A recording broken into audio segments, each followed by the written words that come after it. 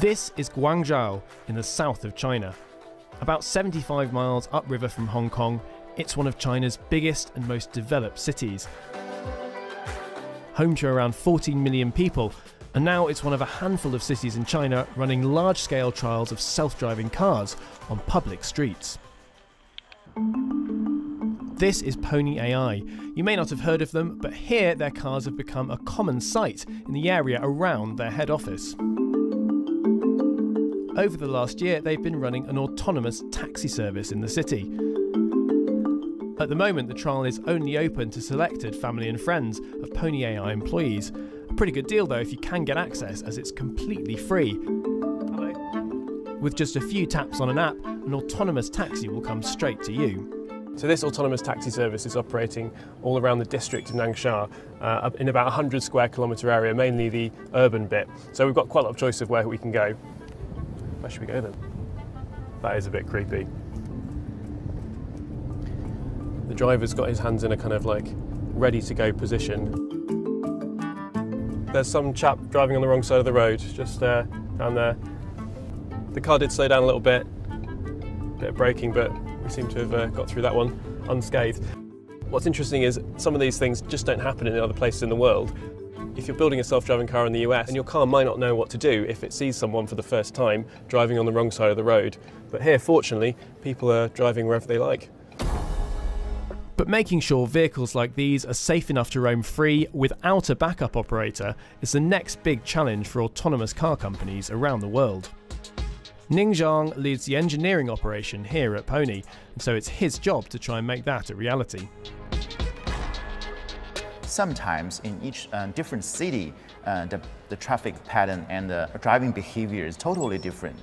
Say in US, is usually they obey the traffic law more and tend to yield to like lane change. But in China, the driving behavior is more aggressive. So it's sometimes unpredictable, especially for like cyclists. So you need to put everything into consideration. It's something that they keep telling me here. Chinese data is just richer than data in the US. Right now, most self-driving car companies are focused on getting their vehicles to work in their home countries. But once that's figured out, the rest of the world is next. And it could be that cars trained on unpredictable Chinese roads will stand a better chance in places like India and Africa. Pony AI was founded in December 2016. It's only 3 years past, and we think we're almost as good as the best autonomous driving car company in the United States. Because the roads in America maybe are a bit more predictable than they are here in China, do you think that means that they'll get to the kind of self-driving dream first, because the problem's a bit easier in America than you will in China? Actually, we think differently, because in China it's more challenge. I would say that we drive 1 kilometer on Chinese public road. It's like 10 times more value than we drive 1 kilometers in United States. That's why we can improve faster.